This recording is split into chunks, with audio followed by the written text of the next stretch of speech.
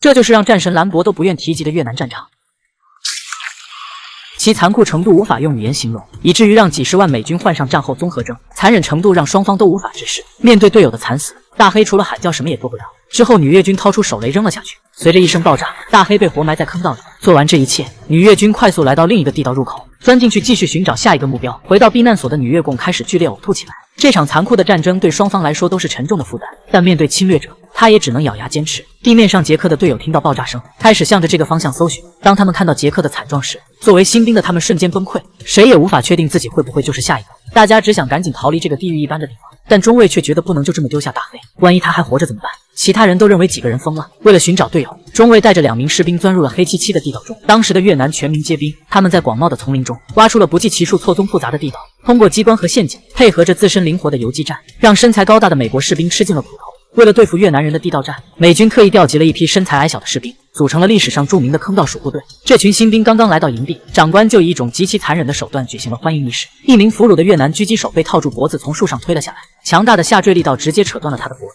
残忍的画面直击新兵的心灵，有人觉得这太过残忍，可长官却告诉他，这名狙击手杀死了我们5名队友，根本不值得同情。而这一幕正好被躲在远处的越军看到，一场更加残忍的报复行动就此展开。经过短暂的休整，坑道鼠部队开始行动，他们很快就在丛林里找到了一个狭小的地道入口。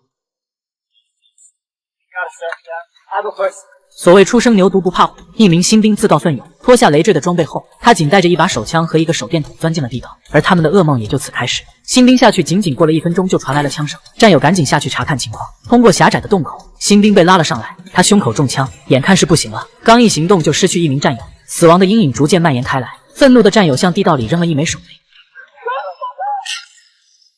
眼见没啥动静，紧接着又向里面扔了一颗催泪瓦斯，分出2人将尸体运回营地，剩下的人在洞口守株待兔。可等了半天，依旧没有任何动静。为了寻找队友，中尉带着2名士兵钻入了黑漆漆的地道中，而接下来的遭遇将令他们连后悔的机会都没有。漆黑狭窄的地道里，他们连抬头都非常困难。就在这时，爬在最前面的中尉突然掉进了陷阱，尖利的竹签瞬间插满全身，后面的士兵再也绷不住了，他们哭喊着要离开地道，可越共哪里还会给他们机会？一梭子子弹直接将1名士兵打成了筛子，最后的士兵瞬间没了当初要解救战友的豪情壮志，吓得扭头就跑。幽灵一样的越共悄悄引入黑暗当中，而守在洞口的2名士兵见3名战友迟迟没有出来，开始焦躁不安起来。更要命的是，几名越共突然冒出来发动袭击，2人奋起反击，在 M60 通用机枪强大的火力下，成功射杀1名敌人，但黑人礼服自己也被打中胳膊。无奈之下，2人只得躲进地道中避难。殊不知，这正是通往地狱的通道。随后而来的2名越军士兵也相继钻了进去。这时候，侥幸逃脱陷阱的士兵正在没头苍蝇一样的寻找出口。他发现墙壁里好像有东西，伸手一掏，赫然是一具腐烂已久的尸体。原来越军会将阵亡的战士直接埋进墙壁，这四周还不知有多少这样的冤魂。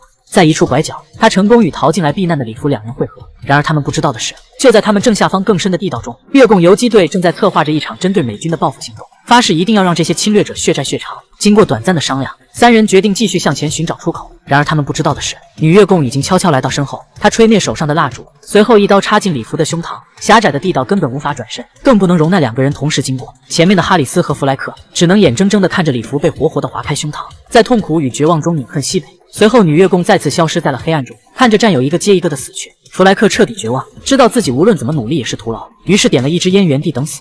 Those commie goop motherfuckers want me. I'm gonna be right here. But I'm not moving another fucking foot in this goddamn tunnel! 不想死在地道里的哈里斯只好独自寻找出口，但他做梦也想不到，自己的营地正在遭受越共士兵的猛烈攻击。显然他们的地道已经挖到了美军的基地。面对神出鬼没的越共士兵，毫无防备的美军一个接一个的倒在地上，整个战场血肉横飞。长官赶紧拿起电话呼叫空中支援。I need an airstrike on my position. I need an airstrike on my position. Zebra 3 out.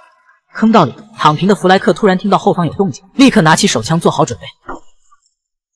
枪声立即引来另一名越共。就在弗莱克准备上膛开枪时，越共紧爬2步，一刀划在他的手腕上，随即又向他的胸膛刺来。生死关头，弗莱克拼尽全力，最终凭借强壮的体格成功将对方反杀，但坑道却被2名越共的尸体堵得严严实实。重新获得求生欲望的弗莱克只能无奈地将其中一具尸体分解开才能通过。此时被活埋的大黑终于醒了过来，他顺着地道寻找出口，可爬了一段时间却发现前面是一段水路。他脱掉衣服一头扎了进去，就在大黑快要窒息的时候，终于看到头顶有一处亮光。可当他用尽最后一丝力气浮出水面，才发现自己竟然来到越共的老巢。突如其来的情况将2人都吓了一跳。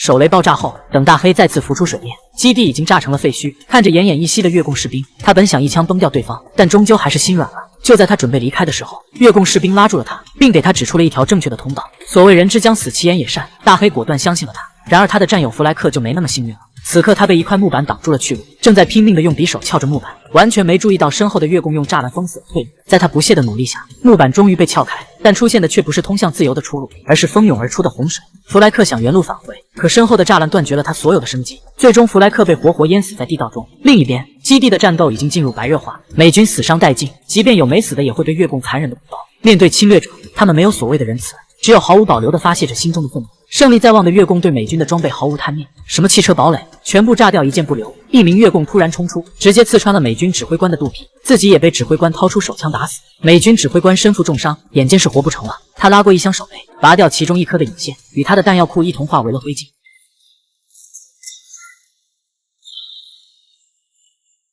隧道里的孩子正在给女越共包扎伤口，哈里森误打误撞闯了进来，女兵赶紧拿起匕首和哈里森对峙。然而哈里森早已厌倦了这一切，他只想从地道里安全的离开，自己不想伤害任何人。但女兵根本听不懂，哈里森只好把枪收起来以示诚意。就在这时，指挥官呼叫的空中支援终于赶到，轰炸机呼啸着投下了一枚枚重磅炸弹，整个营地一片火海。刚刚侥幸逃出地道的大黑两人也正在其中，可悲的是，他们没死在地狱般的地道里，却死在了自己人的轰炸下。剧烈的爆炸让地道整个摇晃起来，随时都有可能坍塌。女兵让两个孩子赶紧逃离，自己则继续与哈里斯对峙着。